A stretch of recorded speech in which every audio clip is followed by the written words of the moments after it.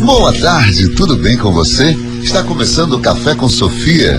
O Café com Sofia, que é esse momento desse bate-papo aqui com sabedoria, falar as coisas da vida com Sofia. Esse programa que tem a produção de Aidil Brits e Neylon Barbosa, na coordenação técnica Diego Menezes, nos estúdios comandando os efeitos especiais Jorge Cordeiro.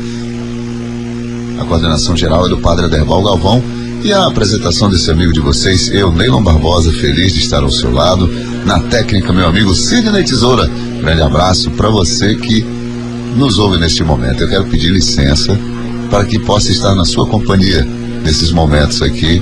E hoje eu tenho a grata satisfação de conversar com ele, que é precoce. Ele é muito precoce. Ele se formou advogado, se formou bacharel muito cedo. Ele foi secretário de governo muito cedo. Ele é benemérito. O mais jovem dos beneméritos da Bahia, muito cedo. Eu tenho o prazer de conversar com o advogado, tenho o prazer de conversar com ele, que é professor e que é um humanista.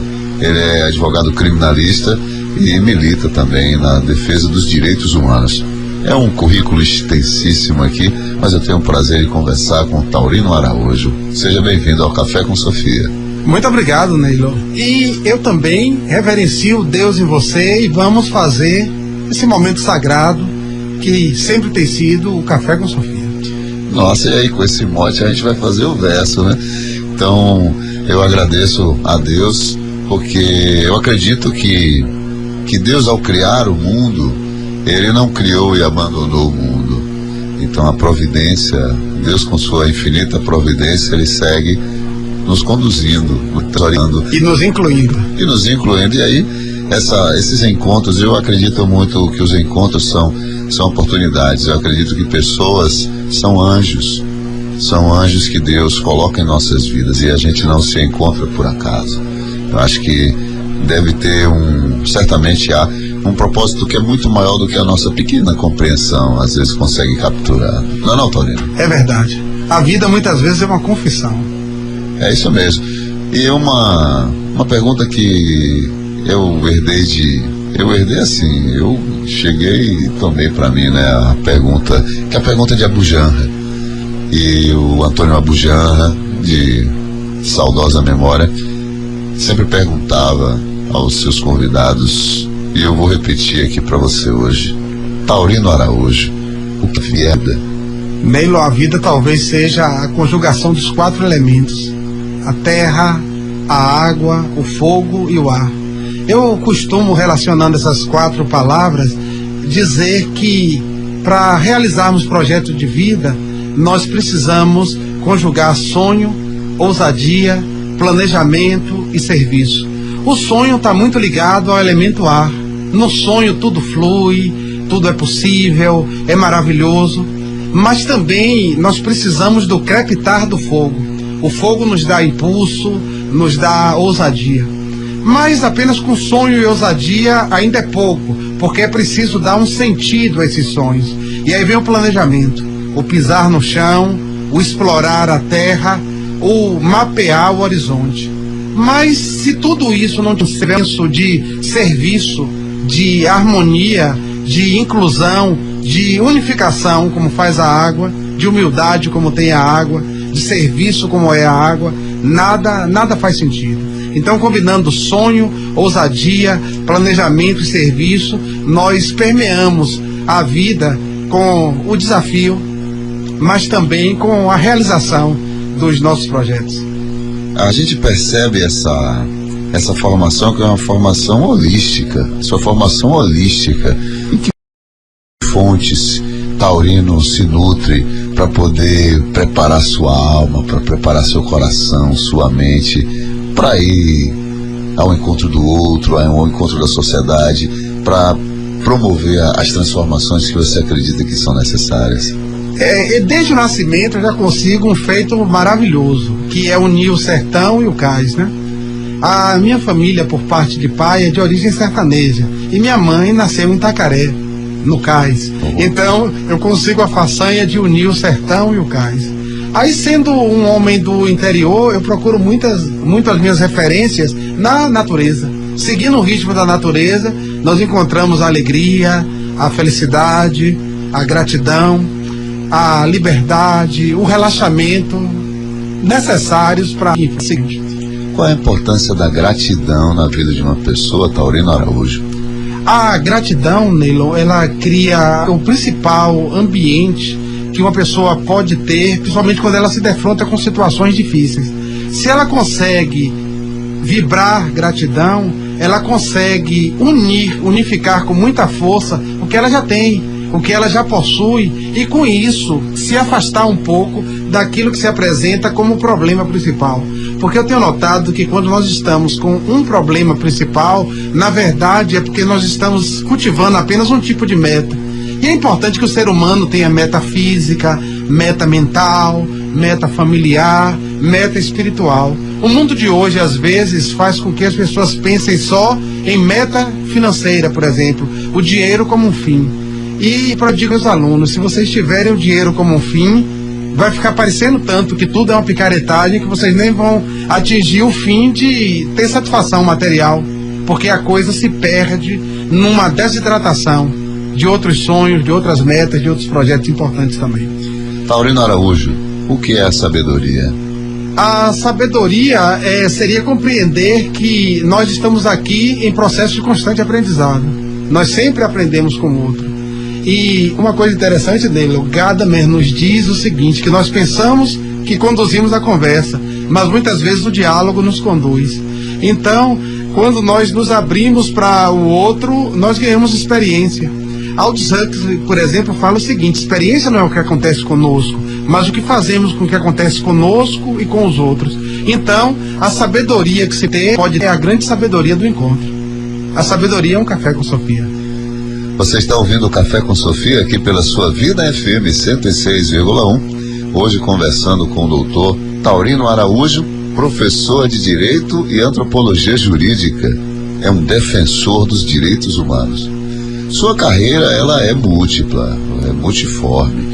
E no seu currículo consta, inclusive, como, talvez, me confirme se eu estiver com a informação, de o secretário municipal mais jovem do Brasil. Mais jovem do Brasil. É isso mesmo? Nós estávamos saindo da ditadura, o ano é 1989, e a cidade de Ubatã. Com um pouco mais de 20 anos, eu precisei ser emancipado, porque a maioridade à época era aos 21 anos, para ser secretário de administração. Eu era o mais jovem e um cidadão no Rio Grande do Sul, aos 78 anos, o mais velho. Nossa. Além com a sua juventude, essa experiência aí na administração, eu queria perguntar um pouco, e como é que as pessoas viam, porque estamos acostumados a ver os senhores secretários, então como foi isso de ver um garoto secretário?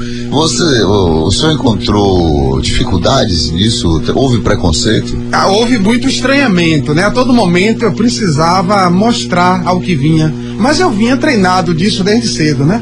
Meu pai, por exemplo, sempre foi muito provocativo a meu respeito. Ele me perguntava o seguinte: o que você acha de tudo isso? E eu me tomava assim de uma compulsão, de uma obsessividade por responder. Aí eu respondia a ele o que achava de tudo isso em diversos planos. E às vezes o surpreendia com respostas a mais do que ele havia contemplado, com crítica, né? E ele dizia o quê? Aí seu pai? Ele lembrava, eu tenho que admitir, lembrando João 23, o Papa João 23, ele dizia, de fato, a liberdade deve possuí-la apenas quem possui a razão. E eu ia ganhando liberdade na medida em que ia me assenhoreando dessa razão, né?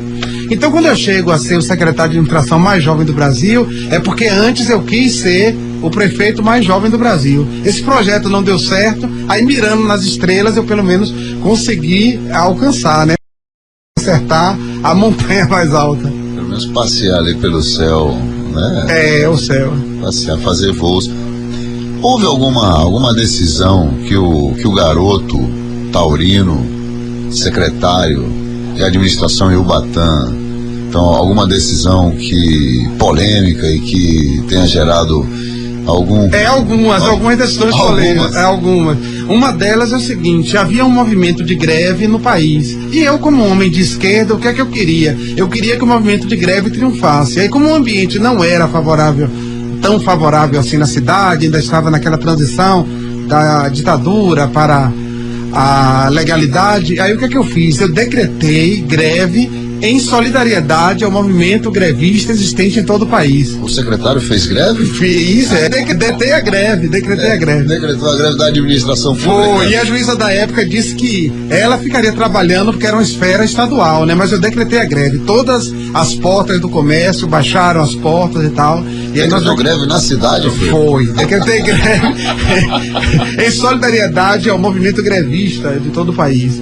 Uma outra decisão também polêmica foi o seguinte: um feriado em homenagem ao Dia Internacional da Mulher.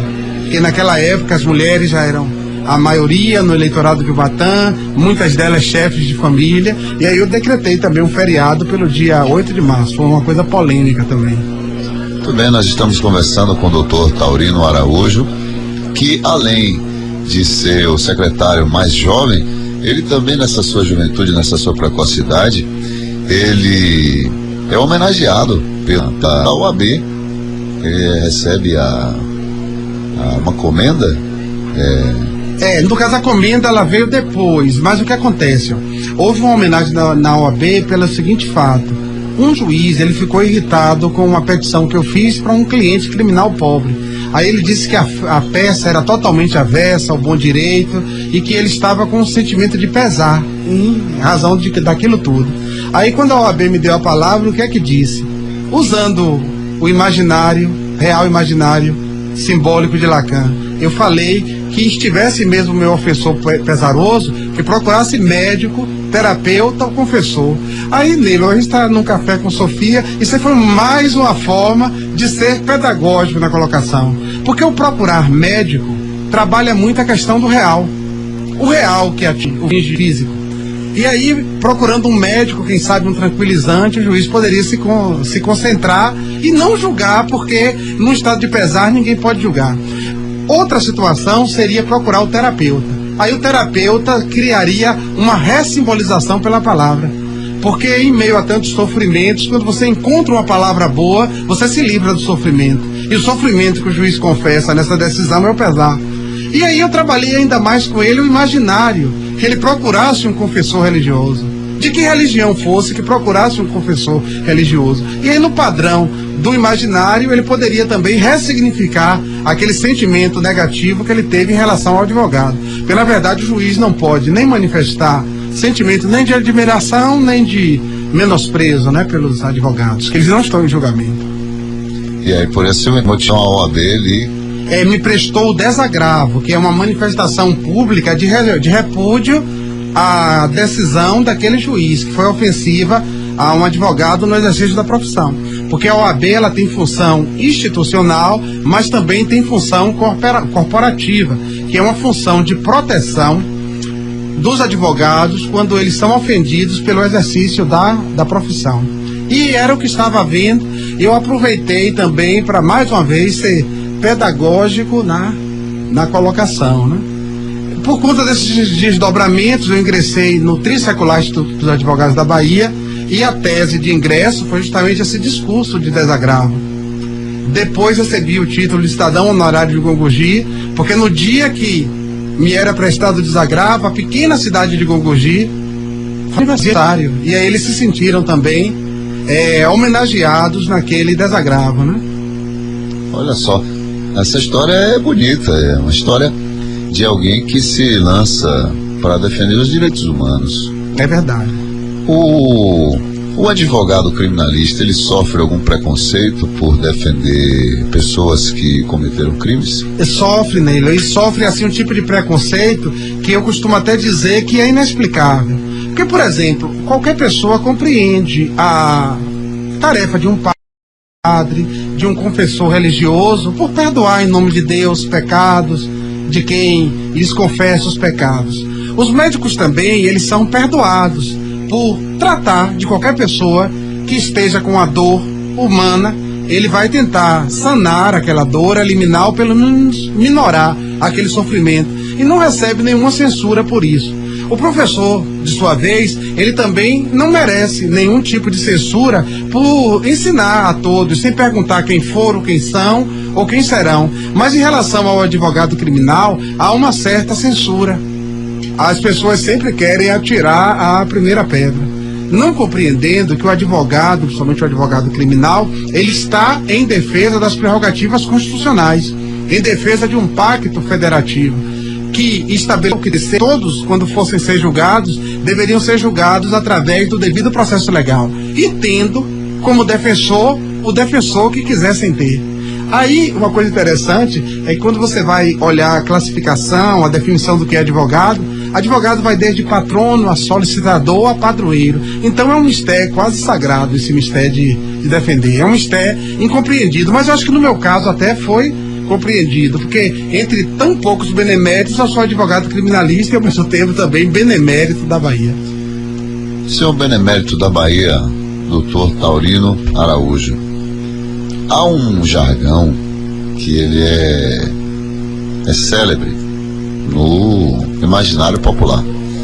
Eu gostaria de sua interpretação, porque tem muita gente que diz assim, que bandido bom é bandido morto.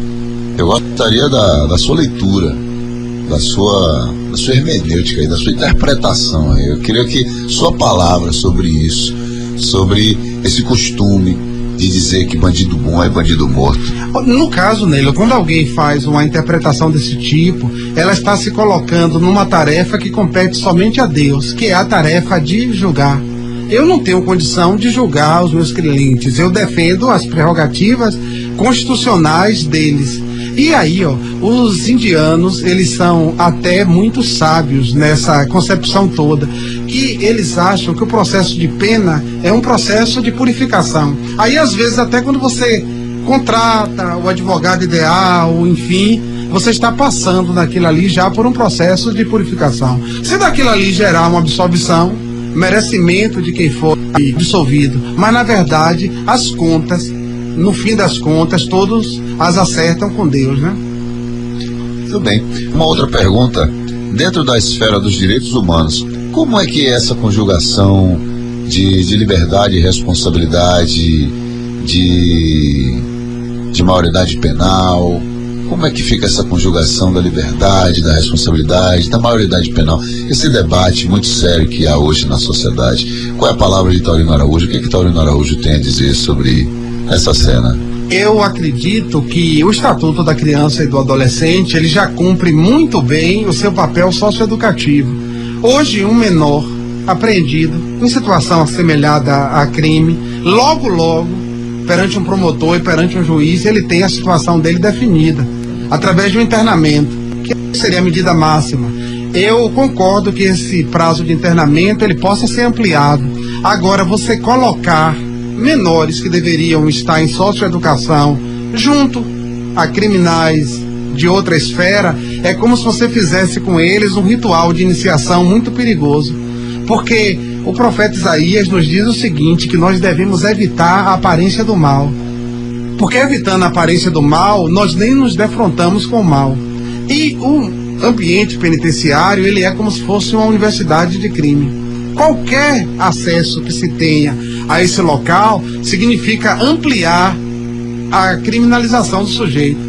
Porque indo para um ambiente desses, eles são praticamente que obrigados a optar por essa ou por aquela facção, aprendem coisas que não sabiam e quando voltam para a sociedade vão degenerados. Então, a humanidade, Neilo, ao longo do tempo, ela sempre foi muito preocupada em dar um tratamento, colocando debaixo do tapete todos os seus desviantes, os loucos, os criminais, os contra o governo, enfim, todos esses deveriam ir para debaixo do tapete. É como se houvesse uma ilusão oligofrênica de que essas pessoas não retornarão à sociedade e que retornando, elas têm que retornar melhores do que entraram.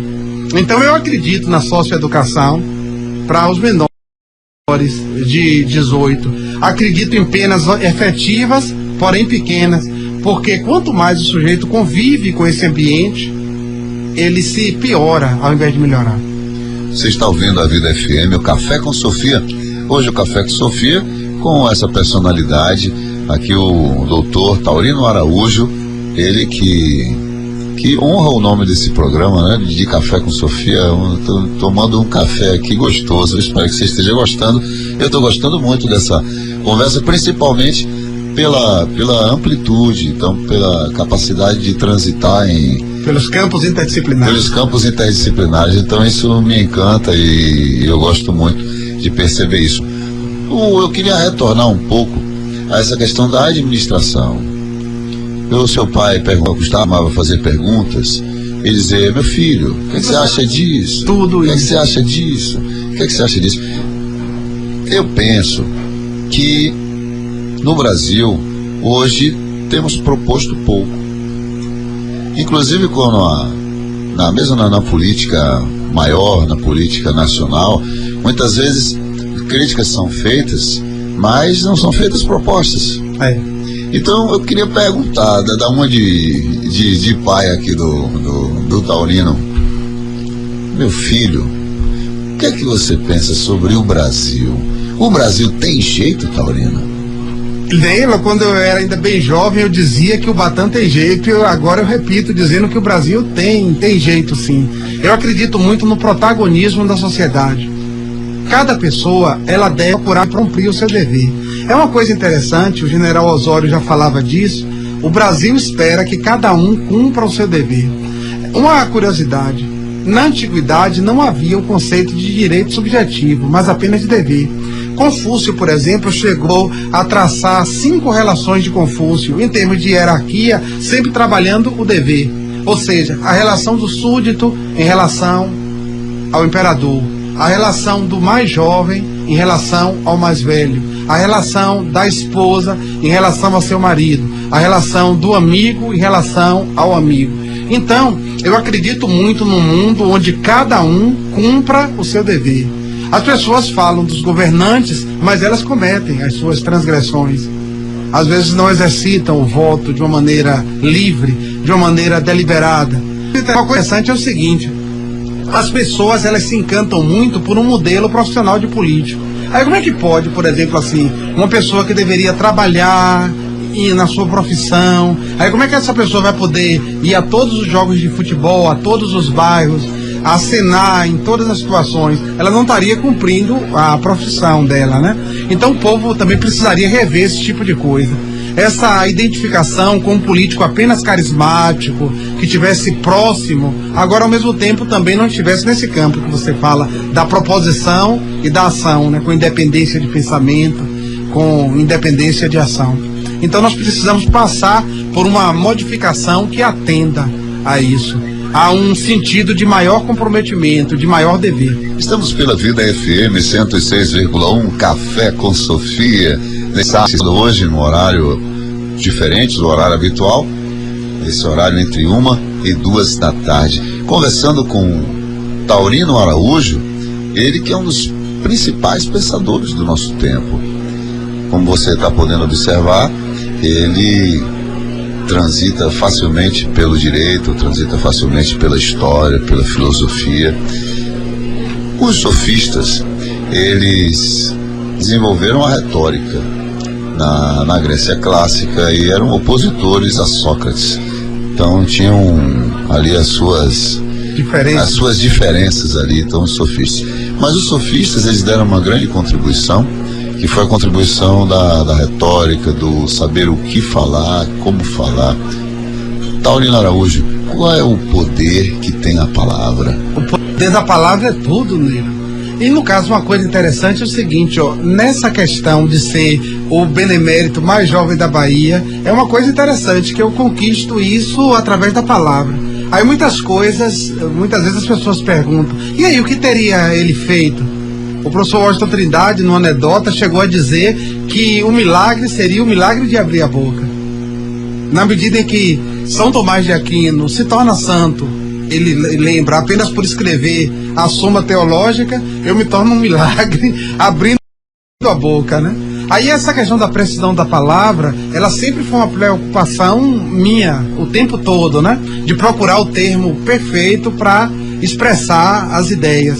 Isso porque eu chego a dizer a meus alunos que alguém, para exercer a advocacia, ele tem que dominar os signos, falando e escrevendo, pelo menos 200% a mais do que uma pessoa culta na língua. Aí é uma responsabilidade muito grande essa coisa do advocare, do falar por alguém, né? Exige-se uma proficiência falando e escrevendo. É como se fosse um dever de ofício mesmo. Está defendendo o bem da vida. Com certeza. E qual a responsabilidade desse advogado no enfrentamento, no ato de assumir a causa? Como é que Taurino Araújo, o mestre, orienta os seus alunos com relação a essa grave responsabilidade do advogado, conforme aquilo que você mesmo já sinalizou pra gente? É isso, é uma responsabilidade muito grande, porque você vai falar por outra pessoa, você vai contactar com a dor de outra pessoa. Os médicos, eles contactam com a dor física, nós advogados contactamos com a dor moral do sujeito. Tanto que, num livro de autoajuda que propunha 52 formas de recuperar a autoestima, 52 formas, uma das formas que o autor sugeriu era ingressar com ação judicial. E uma coisa interessante, Nilo, na ética do advogado é o seguinte: a minha principal tarefa é conciliar as pessoas. Há uns 15 anos atrás surgiu uma questão, aí um estagiário me perguntou, estão me perguntando qual a principal tarefa do advogado. Eu digo, pode aguardar o gabarito, é primeiro conciliar as partes. Porque nós, ao invés de sermos a causa do conflito, deveríamos primar pela solução do conflito. Então é uma responsabilidade muito grande mesmo a mediação técnica dos conflitos. Muito bem, estamos conversando com Taurino Araújo, pensador, advogado criminalista, professor universitário. Taurino, perguntei se o Brasil tinha jeito, você me disse que o Brasil tem jeito. O que é necessário para que a nossa educação seja uma educação emancipatória, para que a nossa educação prepare o cidadão para construir o país que você acreditou que era possível e que eu acredito que seja possível? Eu escrevi, Neilon, um artigo, um Resiste Comando. Esse artigo, inclusive, ele teve repercussão no portal Todos pela Educação. Ele está disponível na rede mundial de computadores. Um Resiste Comando, mesmo assim resistimos. Então, nesse artigo, eu cito Arivenchev, que é um pensador russo, pouco conhecido entre nós, que ele fala o seguinte, que a boa educação deveria falar que cada um responde por si e em primeira pessoa. Então, uma coisa que eu noto nos processos educacionais, talvez tenha até alguma coisa por detrás disso, é não lembrar ou deixar esquecida essa questão de que todos respondem em primeira pessoa. E essa resposta em primeira pessoa, ela entra naquele canal que nós falávamos anteriormente, que é de privilegiar o dever até em detrimento do próprio direito subjetivo, para que, cumprindo o dever, a pessoa possa conjugar, fazer uma sociedade mais fraterna, mais comprometida com o progresso e com o desenvolvimento humano. Diz que Narciso acha feio que não é espelho. Então, o mito de Narciso, ele conta a história de uma criança que nasce exuberante e cresce exuberante. E a saída para que essa criança tivesse uma vida tranquila é que jamais pudesse contemplar a sua própria beleza. Só que um belo dia, Narciso vai até as águas e o espelho d'água faz refletir a sua beleza estonteante. Nesse momento, Narciso fica apaixonado por si mesmo. E aí busca a todo custo a si mesmo. E aí, nesse afã de encontrar-se com essa sua beleza, absolutiza essa beleza e mergulha nas águas frias da morte. Numa sociedade narcísica, numa sociedade de narcisos, como convencer as pessoas de que é importante olhar o outro, respeitar o outro, como mediar essa mudança de mentalidade numa sociedade egoísta, individualista, onde o consumir se transforma como horizonte e sentido. Aí é que tá. E quando você traz esses elementos, Neilo, um elemento teria que ser acrescentado. Há uma autofagia em todo o narcisismo. Porque dentro daqueles verbos, daquelas ações que nós estávamos traçando, o sonho, a ousadia, o planejamento e o serviço, o narcisismo, ele não está, é até uma redundância, a serviço do serviço. Então é uma atitude desidratada. Por isso essa compulsão pela água, né? O Narciso se afogando na própria água, no espelho grande ilusão, né? Essa grande ilusão, ela só se combate numa percepção de que pelos oceanos a humanidade toda está unida, todos os continentes estão unidos. A humanidade é uma só, né? E aí nós precisamos recuperar isso, senão é essa autofagia narcísica, né? Outra coisa também que observa é o seguinte: há um limite para a aparência, porque a essência é mais importante que a aparência. Então quem vai muito pela aparência acaba entrando naquilo que Melman falou da depressão do nosso tempo, dessa nova economia psíquica, onde tudo se manda buscar delivery, onde tudo é muito rápido e onde se perdem as utopias, as aporias que eu sempre defendi, né? Hoje as bandeiras, elas são muito mais locais, elas são muito mais egoísticas, nós perdemos as utopias e perdemos as referências, né? O pai deixa de ser uma referência, o professor deixa de ser uma referência, porque nesse discurso de Melman é como se essas pessoas elas tivessem resistido ao estresse. E aí não precisa mais nenhuma frustração, tudo se manda buscar delivery e aí as pessoas entram nessa depressão, nesse vazio, né? Apesar de tanto conforto, de tanto apelo material, a gente observa o alto índice de pessoas num vazio existencial, na depressão. Então, o que Taurino Araújo sugere para as pessoas, para que elas possam, vivendo um problema? Imagine que agora alguém pode estar nos ouvindo agora e pode estar passando por um momento muito delicado da sua vida, de uma crise existencial. É verdade. Então, a gente não sabe, o rádio ele tem um alcance que a gente não tem como medir. É verdade. Então, algum ouvinte pode nesse momento estar passando por um momento delicado da sua vida. Aí no caso, Nilo, uma coisa urgente que tem que ser feita é se conectar com a natureza. Nos últimos 1000 anos, a humanidade, ela perdeu muito o contato com a natureza. Ela se artificializou cada vez mais.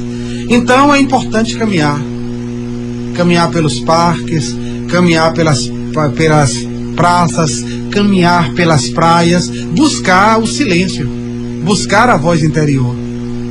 Aí o mundo hoje é um mundo de muito apelo exterior. As pessoas estão muito para fora e elas precisam se voltar para dentro, escutar a verdade essencial, inclusive desenvolver também uma visão essencialista da vida, porque nós ficamos procurando tantos floreios, tantos adornos, e na verdade Saint-Exupéry, que tinha razão, o essencial é imperceptível aos olhos. O bom mesmo é ser útil, o útil é que é ser feliz. Então quem de dentro de si não sai vai morrer sem amar ninguém. O dinheiro de quem não dá é o trabalho de quem não tem. Capoeira que é bom não cai, mas se um dia ele cai, cai bem. Então seria essa a essência, esse sair de si, esse voltar o seu olhar para o outro. Quando se fala dessa verdade essencial, seria esse cuidado que Heidegger diz, não desse cuidado com o outro, desse cuidado com o planeta. É verdade.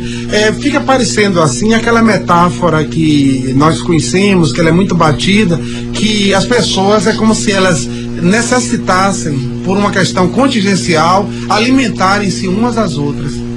É uma coisa interessante como quando você quer causar um impacto profundo na vida de alguém, sempre tem um campo onde essa pessoa precisa de uma ajuda, de algo que você tem e que ela não tem. Então essa atitude de doação, ela é muito importante. E todos nós deveríamos estar credenciados a dar algo.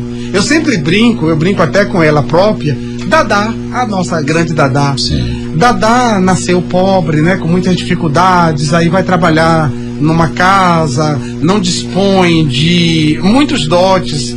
E aí ela trata muito bem as crianças, e aí com isso vai aprendendo a cozinhar bem e ganha esse apelido de Dadá, né? Ou seja, ela encontrou um meio de doação e acabou se tornando um sucesso pela doação, né? Então todos nós estamos credenciados a dar algo. A pior indigência que um ser humano pode sentir é a de que ele não possa dar algo a seu semelhante. Sempre tem algo que ele tem dentro de si que ele pode contribuir. Então a resposta a essa pergunta, em que posso ser útil, ela é uma resposta crucial na vida de uma pessoa, dentro daquela perspectiva de que quem não serve para servir, não serve para viver, né? Quem não vive para servir, não serve para viver. Eu fiquei pensando, e aí há um ditado que ilustra bem isso, suas palavras, suas bonitas palavras, que ninguém é tão rico que não tenha nada a receber, e ninguém é tão pobre que não tenha nada a dar, a oferecer. E a partir disso, desse individualismo, nossa sociedade, ela estaria falida? Eu diria que ela estaria desidratada, ao menos, né? Aí, no caso, sempre quando a energia amorosa entra, ela se reidrata novamente. Então, essa aposta no amor, ela é essencial. O amor é uma força bastante poderosa. Rompe as barreiras, afasta a mentira, traz luz a qualquer tipo de treva. O amor é uma força poderosíssima. Vamos, solução. Nós estamos aqui pela Vida FM, o Café com Sofia, hoje conversando com esse grande pensador, com o Dr. Taurino Araújo, professor de Direito e Antropologia Jurídica. É um defensor dos direitos humanos, benemérito da Bahia, cidadão de Salvador. Cidadão honorário de Salvador. Cidadão honorário de Salvador. Foi esse amor que você traz no coração, com essa palavra afiada que lhe conferiram esse título de cidadão soteropolitano, Taurino? No discurso, inclusive, o meu discurso é o discurso através do amor. Aí eu falo que ao longo do tempo eu teria acumulado uma dívida de gratidão com pelo menos 3.200.000 pessoas à época. E se eu partisse para citação literal, eu abalaria sólidas amizades. E assim eu declarei o meu amor a Salvador, né? De Itapuã a Ribeira, de lado a lado, sempre a minha Bahia querida. Muito obrigado, Salvador, de todo o coração. Muito bem. O Mestre Jesus, ele nos convida ao amor. Amai-vos uns aos outros como eu vos tenho amado. Então, que reproduz esse convite do amor a Deus e o amor a si, então o do amor em toda parte. Será que a gente está preparado para amar as pessoas como elas são? Estamos, sim. Agora, o que acontece é o seguinte, no como isso vai acontecer. O amor, o bom amor, ele tem que ser permeado por alegria. Tem um mau amor? Existe. Qual é o mau amor? O mau amor, que é o amor por rotulação, né? A pessoa tem sentimentos egoísticos e pensa que está amando, né? Existe diversos tipos de sentimentos assim. A generosidade egocêntrica, por exemplo, que faz um orgulhoso pensar que é generoso, é uma dessas formas de amor, né? Aquela inveja ou ciúme tendente a destruir, que a pessoa às vezes pensa também que é uma manifestação positiva de amor. Aí eu estava partindo, Neilo, para definição do amor que pudesse ser um grande contributo, do amor que pudesse ser bom para todos, dizendo que esse sentimento deveria ser permeado por alegria. Sempre o que desse alegria, o que desse felicidade, o que permitisse a todos estarem numa atitude relaxada, numa atitude de generosidade, numa atitude de gratidão, ia ser assim uma manifestação amorosa positiva, algo que permitisse a liberdade do outro, algo que permitisse o encontro possível, e também a contribuição apenas que fosse de alto impacto, porque às vezes o que é que acontece? A pessoa diz eu amo, por exemplo, em relação aos filhos, aí quer decidir pelos filhos, estudar pelos filhos, CCA, a liberdade deles, isso seria amor? Aí quer dizer, nós estamos preparados sim para o amor, agora também temos que ter um componente de desprendimento nesse amor, né? De aceitar o outro como o outro é. Hoje é muito forte, inclusive, são os apelos. Outro dia perguntaram ao Papa Francisco sobre a questão da orientação sexual, inclusive, das pessoas. E o Papa Francisco disse prontamente, sem hesitação, se uma pessoa ama a Deus, quem sou eu para julgá-la? Então, isso é um exemplo, mas outros exemplos também de diferença de cor, de diferença social. Então, nós temos essa possibilidade é real. Então, de quebrar essas amarras, de quebrar essas correntes do preconceito, nós estamos nutridos e nós estamos hidratados o suficiente para promover essa mudança que o país necessita para que a gente comece a respeitar esses direitos individuais? Uma dica para isso, Nélio, é o seguinte: é cada um entender que todos nós somos uma excentricidade. Se você, por exemplo, pegar a cruz, no cruzamento da cruz estaria Deus, naquele ponto essencial. No eixo estaria Deus. Tudo que está fora dali é uma excentricidade. Cada um de nós é uma excentricidade. Temos características divinas e temos também os nossos defeitos. Aí o que acontece? Cada um olha o mundo por sua perspectiva, e quando você leva isso muito a sério, os conflitos começam a aparecer de modo desnecessário. São os nacionalismos permeados de xenofobismo e tal. São as manifestações de amor que não admitem outras formas de amor. Então, você veja que Deus respeita muito o nosso livre-arbítrio, né? Mas nós, esquecendo de nossas excentricidades, queremos muitas vezes tomar o lugar de Deus como se estivéssemos no centro. Se estivéssemos no centro, já seríamos Deus. Nós gostamos de fazer das pessoas nossa imagem e semelhança. É isso, quando nós todos somos a imagem e a semelhança dele que está no centro. É a Vida FM, a rádio da sua comunidade, 106,1, Vida FM. Eu quero mandar um abraço muito especial hoje para as irmãs sacramentinas. As irmãs sacramentinas que celebram em Vitória da Conquista os 300 anos de Pierre Vim, o fundador, no encontro com a juventude. Então, numa expressão de amor, o jovem Pierre Vim decidiu dedicar a sua vida, decidiu servir, decidiu colocar esse seu sonho a serviço da humanidade, a serviço do Evangelho.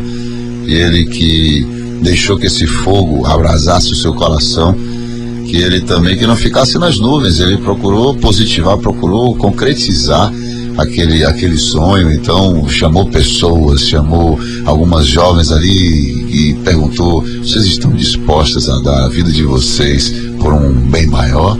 E aí fizeram isso e conseguiram essa harmonia da água ali, como Taurino Araújo sinalizou tão bem.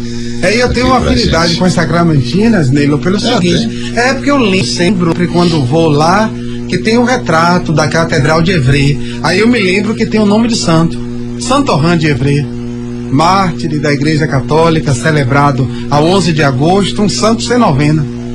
Eu tenho o nome de santo, né? Naquela época havia tendência à latinização dos nomes, por isso Torran se torna Taurinos. Então até hoje tem a Catedral de Évreux na França, lembrando isso aí. Olha só, essa eu não sabia. Então, de Taurinos para Torran, que a gente tem o famoso jesuíta, que era o Padre Torran aqui também, que fez um trabalho fantástico e tem um legado maravilhoso. Mas o nosso Taurino Araújo, essa personalidade, esse pensador, esse homem do direito, dos direitos, esse homem do amor, então se debruçou para estruturar um discurso. E esse discurso é um discurso sobre o amor, e é um discurso que é reconhecido, inclusive virou uma antologia. Então, e que tem lançamento previsto para esses dias. O Literarte celebra a Bahia. Então, aí é o único discurso na modalidade de discurso que compõe a antologia, composta de poemas e crônicas sobre a Bahia. Então, através do amor, que é um discurso em prosa, foi escolhido para compor essa antologia. E vai ser o lançamento vai ser no dia 25 de setembro. Na Livraria Cultura. Na Livraria Cultura. E todos são convidados, né? Na Livraria Cultura, no shopping. No Shopping Salvador. No Shopping Salvador. 18 horas. Às 18 horas. Então você é convidado para no dia 25. Celebrar a Bahia. Celebrar a Bahia, antologia, e aí nessa antologia tem lá o discurso do amor, através do amor. É, através do amor. Como é que a pessoa se faz um discurso através do amor? O discurso através do amor, nesse discurso em particular, ele fala do encantamento de um menino, um homem do chão levantado, que estava sendo homenageado pela Câmara de Salvador como cidadão honorário de Salvador, né? Aí eu lembro, Neilo, de muitas coisas nesse discurso que são metáforas, assim, sobre as dificuldades de vida, né? Sobre um tinha no bolso apenas uma ficha telefônica e muita vontade de falar, né? Quando eu entro na Universidade Estadual de Santa Cruz, ela era uma universidade particular e cara. A CEPLAC já assumiu uma parte, mas mesmo assim ficava inacessível para estudar nessa universidade. Aí eu entro lá com dificuldades para pagar as mensalidades, encampo também a luta pela estadualização da FESP, que se torna a UESC, né? Isso aí também é uma das razões porque eu fui condecorado, né, com o título de benemérito, por causa desse impacto que modificou a vida das pessoas de toda uma região na área da educação.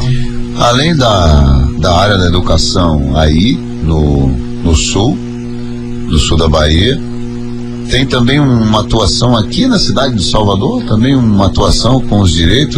Os direitos humanos. Quando eu vim para cá, eu fui defensor dativo reiteradas vezes, nomeados pela Justiça Estadual e Federal na Bahia.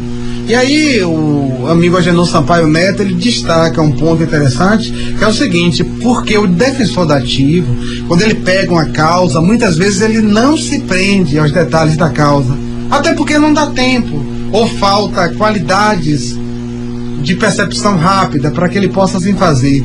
E como você bem destacou, analisando aí a biografia, há um detalhe interessante na vida de João Mangabeira, que é o seguinte: ele também é precoce, como eu, começou advogado, bem novo, e quando ele chega em Ilhéus para advogado já com 17 anos, ele é nomeado defensor dativo. E em questão de instantes, ele apreende todos os dados do processo e consegue ganhar o júri. E aí, com isso, aquele menino passa a ser um advogado respeitado, né, em Ilhéus. E o resto da história a gente já sabe, né? Que é João Mangabeira que dá nome a esse título, cidadão benemérito da liberdade e da justiça social, João Mangabeira. Então, nessa atuação de defensor dativo, eu levei as coisas muito a sério. Muitos processos desses foram até o Supremo Tribunal Federal. E é uma coisa que você não tem um retorno financeiro por isso, né? E o que lhe faz trabalhar sem o retorno financeiro? Sem que haja dinheiro... É porque no caso... Sem sua ponta. Porque eu prestei um juramento, né? Que onde houvesse um grão de justiça, aí dentro das medidas das possibilidades, cada processo tem uma historicidade, né? Então, em cada processo que eu atuo, eu procuro fazer daquele processo uma historicidade. Porque um processo, ele acontece em 3 planos. O plano temporal, o plano real e o plano social. No plano temporal, nós temos o quê? A necessidade de entrar com as petições, comparecer à audiência, fazer isso ou aquilo. Mas no plano real, é preciso que essas peças, essas atuações, elas façam sentido, elas tenham uma reputação de autoridade. E num plano social, elas precisam repercutir, prevalecer na justiça até mesmo em relação ao direito. Então, dentro dessa compreensão, nos processos que eu atuo, eu procuro dar esse sentido, assim, né? Um sentido que combine o aspecto temporal, real, social, para que a justiça possa acontecer naquele exemplo, naquela historicidade. Nós estamos conversando com Taurino Araújo, professor de Direito e Antropologia Jurídica. É um defensor dos direitos humanos. O Brasil é signatário dos direitos humanos de uma série de institutos, de decisões da ONU. Então o Brasil acompanha essa preocupação com os direitos humanos. Como é que Taurino lança esse seu olhar para o mundo, para o planeta hoje, e vê essa questão dos direitos humanos? Nós tínhamos a época da queda do Muro de Berlim, pelo menos 15 cercas separando países no mundo. Hoje são mais de 65 e muros sendo levantados. Então, dificuldade das pessoas que emigram da da África para a Europa, que estão saindo, pessoas que estão saindo também do Oriente Médio. Como é que Taurino Araújo interpreta hoje essa questão dos direitos humanos no mundo? Estamos precisando transformar em pontes muitos desses muros, né? E o discurso dos direitos humanos, ele passa por uma construção de pontes. Rui Barbosa já dizia o seguinte, que o direito, se não vir ao meu inimigo, também não me serve, porque num momento, se estiver naquela situação, eu vou querer que o direito seja bem aplicado, que o pacto federativo seja cumprido, que a humanidade esteja à altura desse nome. Então, os direitos humanos, eles são esse discurso da valorização da vida em todas as suas manifestações, da valorização da vida onde ela estiver, independente de etnia, de classe social, de orientação sexual, do que for, é a humanidade. E a resposta que a humanidade pode dar são os direitos humanos. Taurino Araújo, nós estamos chegando ao final desse nosso programa, que é o nosso Café com Sofia. Um Café com Sofia hoje muito bem temperado, um Café com Sofia que trouxe muita alegria para o meu coração de poder conversar com um pensador, poder conversar com alguém que milita nos direitos humanos. Taurino, para nossa cidade é uma cidade muito cheia de diferenças. Ela tem muitas diferenças. Como é que você imagina a Salvador utópica? Qual é a Salvador utópica? A daquelas utopias que a gente sinalizava no começo, que você sinalizava no começo. Como é essa Salvador que você agradeceu tanto no seu discurso dos quatro cantos? Qual é essa Salvador? Como é a Salvador que o garoto taurino e que o homem taurino, que o pensador taurino contempla e espera? Espero, sim. Salvador, que eu penso, ela é um grande carnaval sem cordas, um carnaval feliz. Ela é também um lugar de mobilidade urbana, um lugar onde as pessoas possam trabalhar com tranquilidade, se deslocarem com facilidade, conversarem nas praças, dialogarem com as grandes e pequenas cidades dentro dessa metrópole. A Salvador que eu penso é a cidade de São Salvador da Bahia, um lugar generoso do tamanho da Bahia de Todos os Santos, de todos os axés, essa cidade plural, essa Roma Negra, enfim, esse grande lugar que tempera com tanta facilidade a alegria, o poder, a generosidade, o discurso e essa felicidade que não para de trabalhar, que desde nunca desistir. Rádio Vida FM 106,1, a rádio da sua comunidade, Café com Sofia. Hoje nesse horário diferente aí, você terminou de almoçar? Será que não sei nem se você já terminou de almoçar, é sábado, às vezes no sábado a gente acaba almoçando mais tarde, se você já almoçou, se não almoçou, e aí se está pensando em almoçar, mas que esse cafezinho aqui, esse Café com Sofia tenha ajudado a contribuir com a sua vida de alguma forma. Eu hoje conversei com o Taurino Araújo, ele que é advogado, que é professor de Direito e Antropologia Jurídica, o secretário municipal mais jovem do Brasil, o benemérito também da OAB, mais jovem da história, é isso mesmo? Não, no caso, o benemérito da Bahia mais jovem, né? Mais jovem da Bahia, né? Então, essa conversa foi uma conversa que me deixou muito mesmo, muito contente. E eu queria convidar você que está nos escutando para no dia 25 de setembro ir lá no Shopping Salvador, na Livraria Cultura, para o lançamento Literarte Celebrar a Bahia, que é uma antologia, e nessa antologia tem aí o discurso através do amor de Taurino Araújo. Queria convidar você para estar nesse momento bonito aí, celebrando a Bahia. O que é necessário para celebrar a Bahia, Taurino? Quem sabe até fazer do Café com Sofia a parte importante desse grande banquete, né? Celebrar a Bahia é dialogar com todos. Celebrar a Bahia é considerar todos os aspectos, os grandes, os pequenos, porque tudo isso aí faz parte de uma grande sinfonia, de uma grande civilização, onde todos fazem parte, onde todos são santos, na Bahia de todos os santos. Quero agradecer sua presença iluminada, bem-humorada, tão cheia de amor. Eu percebo um desejo grande de estar contribuindo com as pessoas, de estar fazendo emanar esse melhoramento. Obrigado pela sua presença no Café com Sofia. Eu que agradeço, e vamos fazer de tudo isso sempre um grande movimento de construcionismo social, que é aquela coisa que os psicólogos dizem que podemos fazer, que é modificar as coisas a partir dos vínculos que vamos travando pela vida. Quero agradecer a Taurino Araújo. Conversei com esta personalidade, esse pensador da Bahia. Esse programa que tem a produção de Aidil Brits e Neila Barbosa, a coordenação técnica de Diego Menezes, nos efeitos especiais Jorge Cordeiro, na mesa de áudio Sidney Tesoura e a coordenação geral do padre Aderbal Galvão. Muito obrigado pela sua companhia. Fique com Deus e semana que vem estaremos de volta com mais um Café com Sofia. Continue ligado na programação da Vida FM.